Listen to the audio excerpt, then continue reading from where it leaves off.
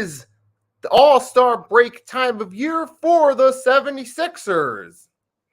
So we're closing in a week, starting the most crucial point of the season for them, the time after the All-Star break, because that's really when teams actually start to step up. That's when games mean more, after the All-Star break.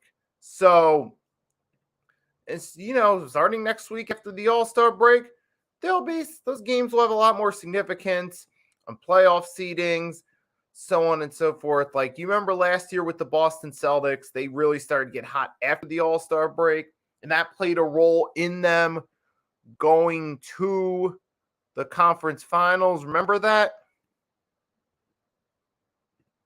So that was a significant one right there. So I figured this would be a great time to come on here and give a 76ers mid-season recap, if you will, or recap on the things they've done thus far. So that's exactly what I'm planning to do all right here. I'm going to talk about this team, where they stand, what's going on with them. So that's exactly what we got in store right here. So earlier today, I dropped the short right here on my channel. Give me 1 second. I'm going to play it for you guys. I'm going to share the screen right here.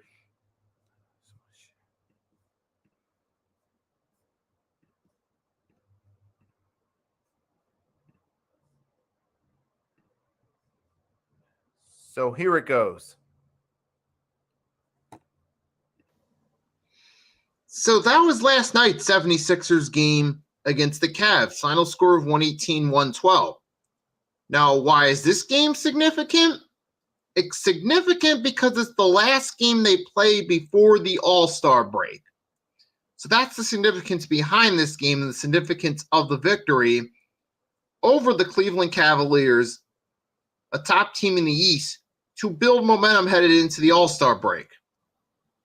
So that means we're 38-19, number 3 seed in the East, ahead of us, the Bucks and Celtics. So that's the good thing right there. However, there was a point the Sixers were up by 30 points and they nearly blew it, which raises questions about this team's ability to contend. But I'll get more into that another time. That's all I got to say for now. So that was what I said earlier today. So we'll continue off of that to start. So yesterday we defeated the Cavs. So that's a big win right there. We're up to 38-19. And remember, the 4th seed in the East is the Cleveland Cavaliers. So that's a nice win right there.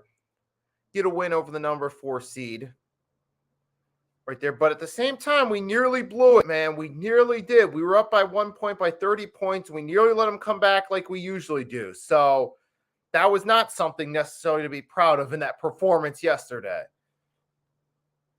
That was just one of things. It's a continuing trend all season with the 76ers. It's like you've seen it once, you've seen it 100 times, where they're doing really good in the game. They're up by a large margin. Then the other team makes it close or nearly pulls a comeback victory. So it's just, at this point, it's not even annoying. It's just something we've come to expect at this point. But sometimes they still find ways to win, and other times they end up blowing it. Now, they did get the win here, though.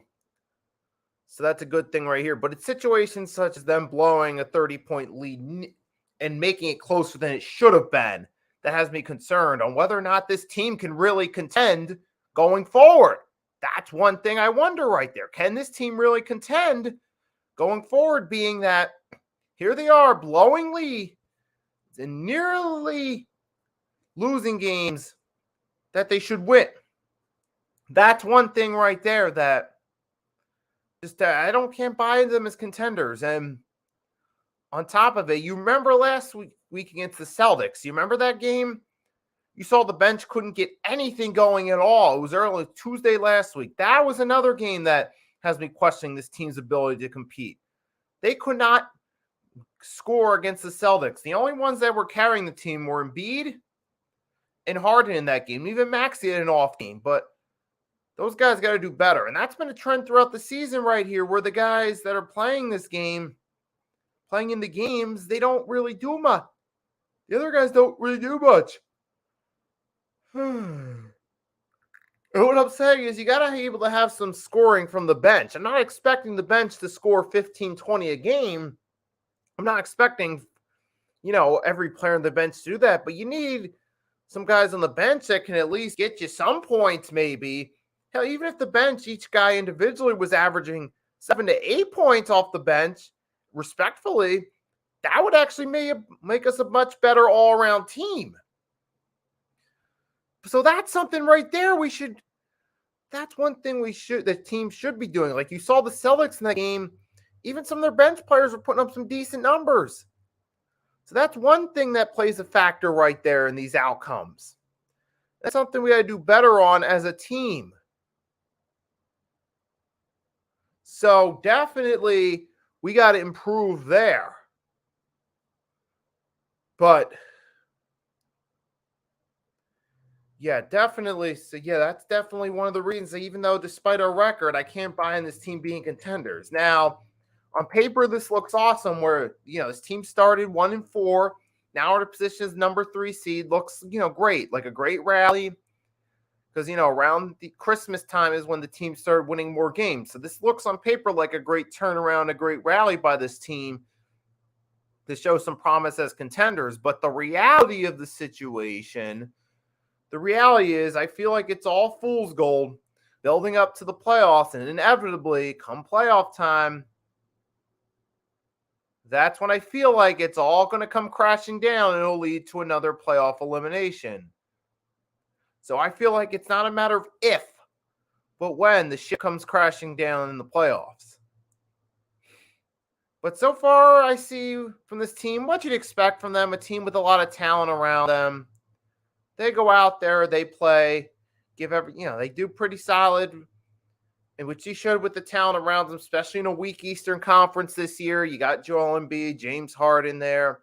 Should at least be enough to compete in the conference. Because let's face it, you don't need a whole lot in the NBA to compete. So, isn't there being one of the top teams in a weak conference with 2-star players and a potential future star in Maxey is really not a huge accomplishment. It's really not. I don't mean to be the Debbie Downer of this fan base, but let's be real about it. How much do you really need to at least, at minimum, be a top team in the conference in the NBA? Ask yourselves that question. I mean, think about it. Look at how some of the top teams that are competitive or within playoff contention, look at how many good players they really have on their team. Ask yourself, do you really need all these pieces to be a playoff team? So I'll give you guys a few seconds to think about that one.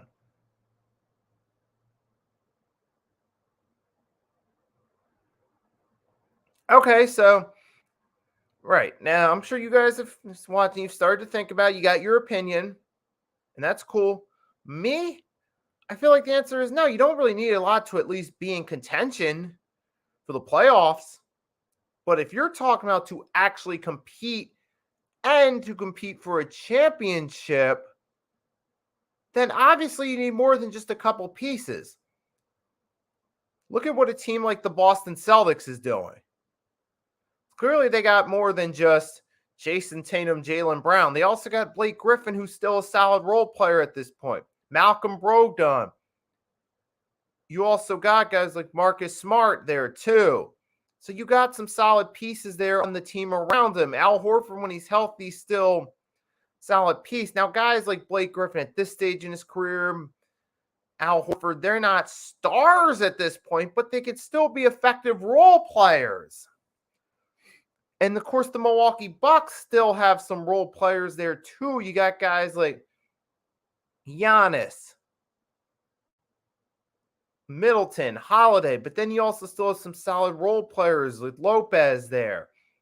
Brook Lopez, he's still a solid role player, so that plays a significant role there, too. You still got some of those guys there. That's what helps them stand out. So you see, even the Denver Nuggets, they have some decent pieces on their team too, beside just Jokic. It's more than just them. I'm gonna do is take a look at their roster. Give you a better overview of this right here. So give me 1 second. I'm gonna pull it up and I'm gonna share the screen with you guys. I'm gonna pull up the Denver Nuggets roster and take a look at who they have on their roster. 1 second, I'm gonna share it with you guys. So I'm gonna share.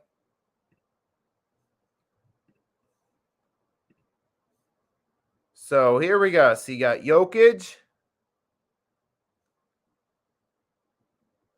You got Michael Porter Jr. Let's take a look right here. Let's do it this way. So got Aaron Gordon, Jeff Green, Reggie Jackson, Jamal Murray. So you still got some decent pieces there too. Michael Porter Jr. So it's like, all right. All these guys aren't stars, but you at least have some decent role players on that team. Hold up a second.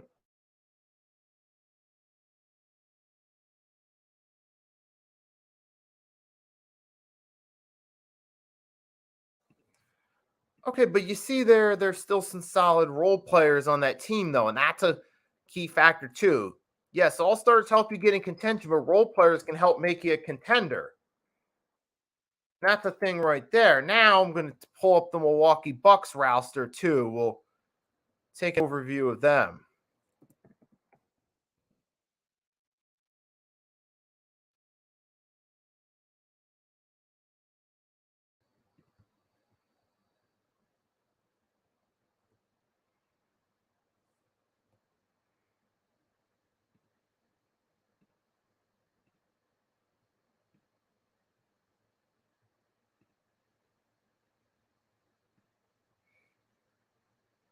So give me 1 second. Okay, so I'm going to share their roster too. We're going to go through this right here. Give you an idea what I'm talking about. So you got Giannis. You got his brother there. You also got Drew Holiday, Brooke Lopez, Wesley Matthews, even Bobby Portis. So you see, there's still some role players on that team too. Jay Crowder. I mean, you still have some other pieces beside just 2 to 3 stars that actually help out. That's the point I'm getting at right there. And yes, the weaker Eastern Conference plays a role too, but we look at the 76ers roster right here for a second. So let me show you that one right there. So now let's get into it. So I'll get to the stats in a second, give you an idea of where the players are going. But let's take a look at the roster. You got Embiid, Harden, the 2 stars on the team. Maxey could be a future star. Tobias, okay, solid X factor, if you will. But then you go down the list. You got De'Anthony Melton, solid. You got Shake, Niang, McDaniels, who's recently acquired. Montrezl Harrell, Daniel House Jr., Korkmaz, Tucker, Paul Reed. Well, we can ignore him. Well, Matisse Thybulle is no longer there, so we're not going to look at that. But here's the thing to look. But notice, really beside really 2 guys, main 2 guys, Maxey, Tobias being solid. D'Anthony Melton's on and off right there, so it's just one of those things where it's like,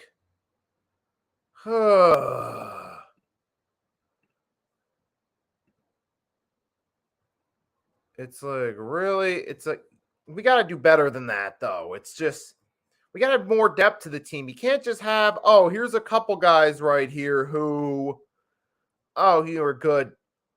It doesn't really feel like we have much depth. I mean, part of that has to do with the fact that Doc Rivers doesn't play some of these guys, like Paul Reed.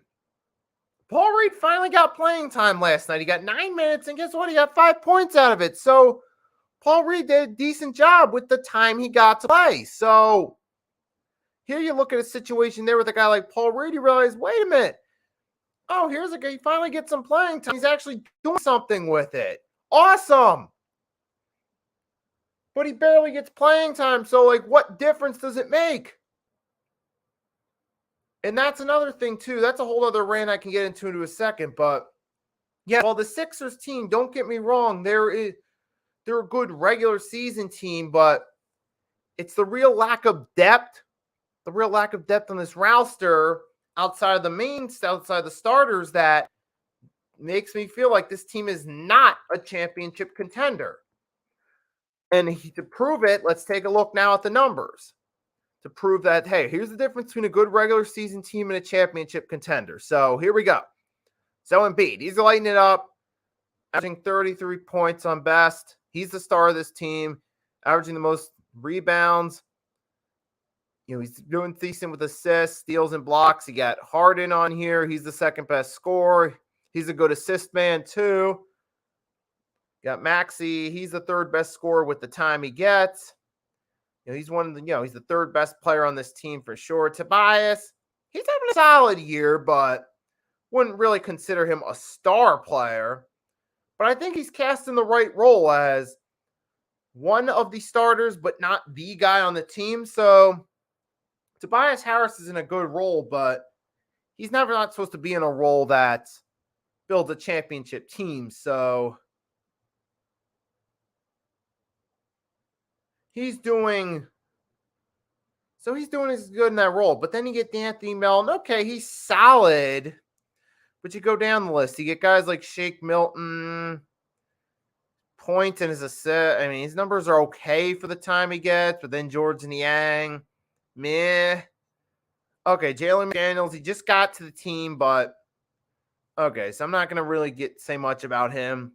But Montrezl Harrell, I mean, he's only getting about 12 minutes a game. He's doing all right with the time he gets. He's an okay backup center, but that's about it. Daniel House Jr.,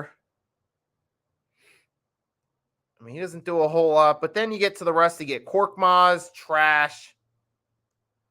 And you got PJ Tucker, a complete terrible free agent signing right there. Paul Reed barely gets any playing time. He sometimes does all right when he gets playing time, but it doesn't matter because you barely play him. Jaden Springer, sometimes I forget he's even on the team. We don't get to see him at all. It's like, and let me see, am I looking at that right? Jaden Springer, right where my mouse is, 3.7 points for him, 2.4 points average. I mean, okay, he's doing he's putting together good points for the time he gets, but why aren't you playing him more then? I don't get it. It's like PJ Tucker gets starter, but guys like Paul Reed don't get anything at all. It's just like, okay, so hold up a second. Jonathan Gannon said he didn't know he was going to interview with the Cardinals until Howie Roseman told him Sunday night at the Super Bowl that he was staying to interview. Off subject, but hilarious. If that is true. Then wow, how did he not know that was going to happen? What happened there?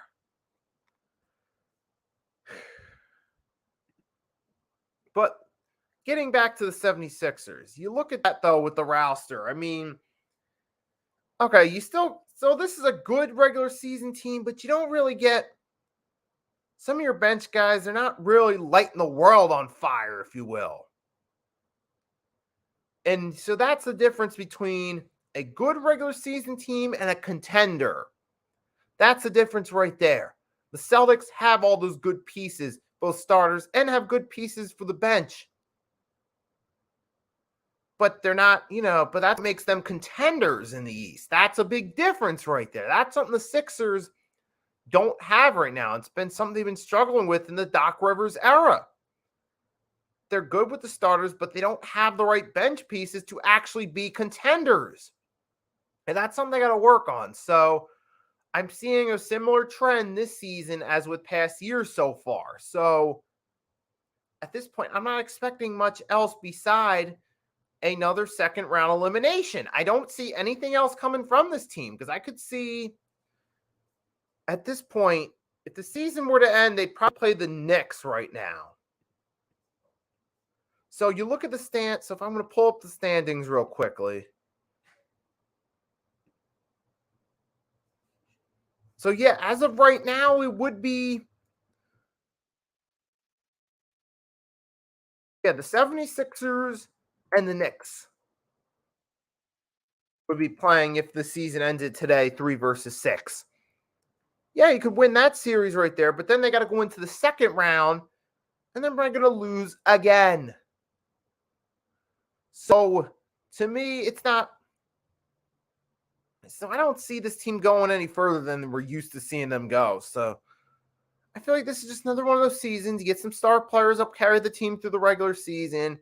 You get some moments of false hope, ultimately for the team get eliminated in the playoffs. Now, here's my question for the fans: Do you want to be another? You want another year of good regular season play, or do you want the team to actually beat contenders? Let me ask you guys that. Because if you're talking about this actually being contenders, it's not going to happen. Not with this. Not with this, it's not going to happen. But yet they definitely got to, they got to do better. But yeah, this team, yes, that's where I see them at right now. And right now they're going into the All-Star break right now. So they're a couple games back, but hey, what they have now, like early on, this team might be a play-in team early on. You were looking back at December going into the holiday season, like, this team might just be a play-in team at best. That was the thought going into it. That it was like, really? We might just be at best a play-in team right there. But and now all of a sudden they've actually worked their way up in the Eastern Conference, which they're expected to do. So they went from underachieving to delivering on expectations up to this point. Because really in the top 4 or 5 are the expectations we had for the 76ers going into the All-Star break. So they've managed to go from underachieving for the regular season standards to being where we expect them to be come All-Star break. So that's what we got from the Sixers right there. So, okay, good for them on that one right there. All right, good for them that they were able to beat the Cavaliers, who are still one of the good teams in the Eastern Conference. So they actually won a game against a good team. So I give them that yesterday. So they managed to pull some off. Because I remember earlier in the season when we played the Cavs, we got blown out and absolutely embarrassed. So we managed to do something better this time around. So that's good right there. So at least we got that out of that right there. So that's the good news with this team. So, I mean, it could obviously be much worse, for sure. It could be. We could be stuck back in 2014, 15, 16 form with this team where they have absolutely nothing going. You remember that right there? Oh, my God. Oh, God. Don't even get me started on that. That brings back too many bad memories. So many players I want to forget about, and I'm not even going to talk about from that era. So it could be worse. Yes, in that regard, it's true. So in that regard, yeah, it's not the worst thing in the world with this team. Of course not. But at the same time, being in a position where you just feel like they're inevitably going to fall apart, it's hard to really enjoy the fact this team's number 3 seed. It's hard to get behind that because you feel like there's just inevitable playoff elimination waiting to happen. I mean, now if this had been a team that was struggling the past decade or so that's just finally having a winning season, like if, say, we were in the position the Sacramento Kings have been since the mid-2000s, right? And say we were having the season we're having, that would ultimately be an excellent thing. I would be really proud of this team if that were the case. It'd be like, okay, we're finally turning things around. We finally have some hope for the future. Now, that would be the case if this were our first good season in years. Like, if this were the 2017-18 season, I'd be more optimistic about where this team's headed, being like, holy smokes, we're turning things around now. Could be some hope for the future. But here we're in 2023. I'm like, I don't know how much longer this team's going to be able to just be a good regular season team. I think, honestly, despite the way they're doing this year, I just get that feeling like they're closer as far as their future goes to crashing than they are to excelling and going upward. That's what I feel like right there. So, yeah, it's like, wow, it should be happy about this team being the number 3 seed. It's like, I have mixed emotions about it right now. On one hand, it's like, okay, yes, it's good. It could be much worse. But the other hand, I just feel like waiting for things to fall apart. That's what it feels like to me. And so, yeah, but the Sixers got the All-Star break. We'll have to see how they do when they get back. We'll see if they continue with the run they've had over the past couple months, or if they start to get a little sluggish, fall short in some games, similar to what they did last year. You remember last year going into the All-Star break, they were in good position. Then they acquired James Harden. They got Ben Simmons out of there, but things started to fall apart a little bit. But also part of that too was they had to give up some valuable pieces in order for the trade to go through. They also had to give up guys like Drummond and Seth Curry in order for the Nets to even accept this trade offer. So that played a role right there. The Sixers, so that played a role, and after the All-Star break, the ship started to fall apart a little bit there, but I don't see that happening right there. The Sixers didn't have to give up much. They gave up with Thibault, and by the way, as far as Thibault goes, he had a pretty good first game there in Portland, and there's a chance he could be playing better with more playing minutes over there than what he's been doing with the Sixers. But that's part of poor development from Doc Rivers, a younger. Look at Isaiah Joe. He's getting more playing minutes. He's turning into a solid bench piece for the Thunder. Isaiah Joe could have been that here in Philadelphia if Doc Rivers actually bothered to give him more playing minutes. And imagine if, say, Doc Rivers actually worked on developing guys like Paul Reed and Isaiah Joe, and both of them were here getting significant playing time. There's a possibility we could be even better than we are right now. There's a possibility of that, but it's not happening.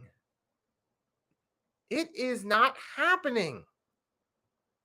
So it's just like, yeah, well, this team's doing good. I just feel like there's a chance they could be even better. I feel like there's more potential for this team. I really do. It's just like, yeah, but give me 1 second. I'll be right back.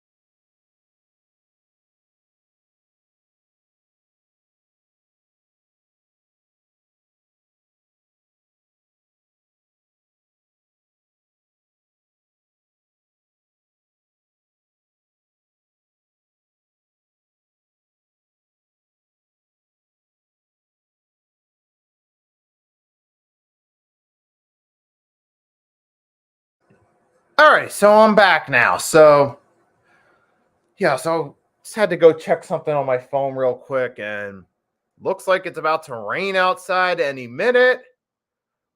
I'm looking out the window right now. Oh darn, it looks like it's gonna rain any minute, don't it? But yeah, so where was I? So I was talking about this team a little bit right here, and how I think personally, though, I mean, you look at their success right now and what they're doing right now. The number 3 seed East, weak conference, mind you, but the number 3 seed. They got some good players on this team. They got Joel Embiid, potential runner-up for MVP, but it's a good possibility they could be Jokic again. But that's another subject for another time. Yeah, he's certainly the MVP of this team, the face of the franchise right now. You got James Harden, who, when healthy, has been a contributing factor, who's been one of the second best scorer on the team through the season, who's still playing good. Of course, Embiid's once again going back to the All-Star game. No surprises there. So I'm surprised they didn't. I'm surprised James Harden didn't get the All-Star game nod. I feel like that was a snub right there. Why wasn't he in? That's just something I'm like, really? No James Harden?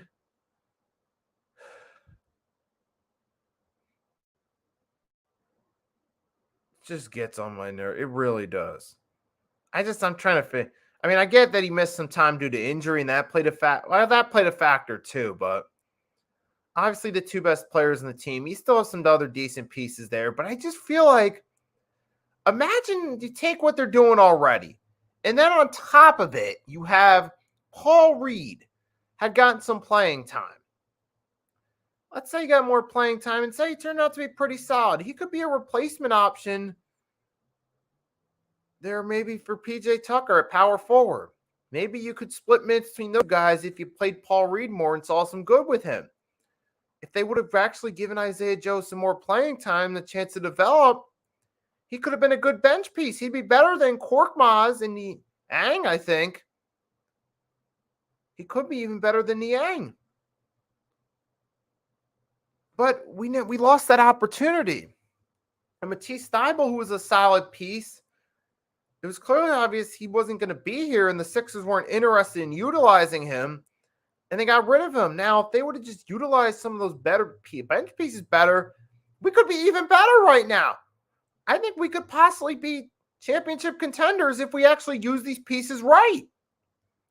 But I think that's the thing that separates us from a good team waiting playoff elimination versus a championship contending team. So even with this team being in the position they're in, I still feel like they could be doing better. I still don't feel like they're living up to their potential, which tells me,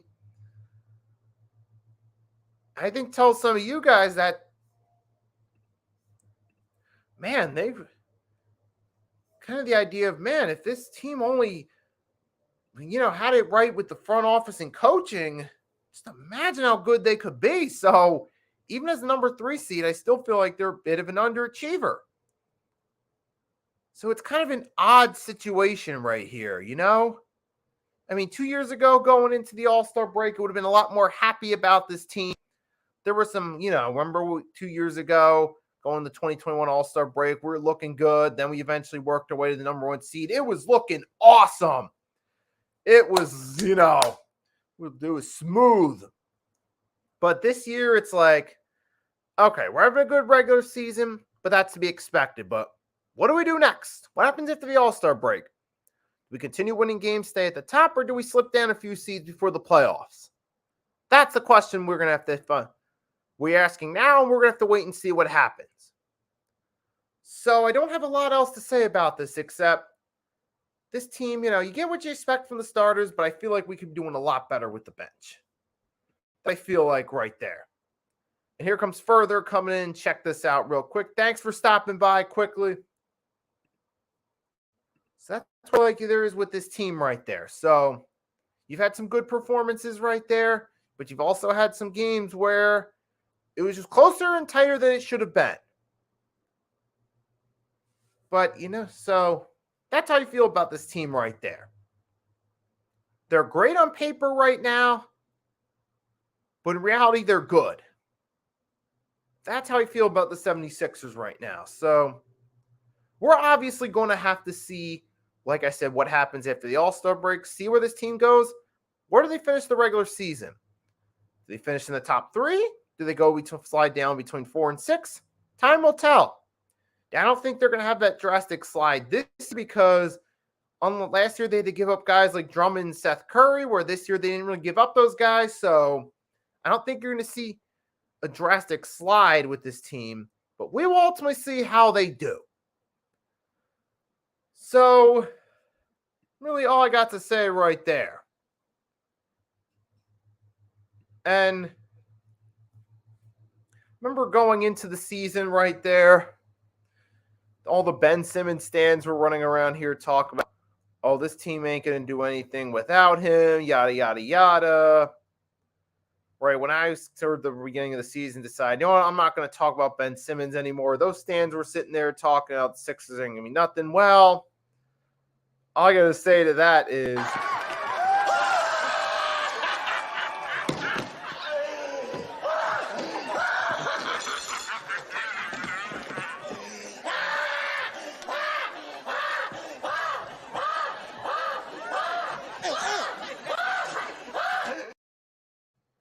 yep, that's right. So I don't care what they have to say. They're not relevant to the situation. But yeah, so I enjoyed coming on here talking about the 76ers a little bit right here. You know, salute to guys like Harden, Embiid, Maxey. Tobias has been having a solid bounce back year from last year. Anthony Melton's been solid. The rest of the team's either been disappointing or average at best.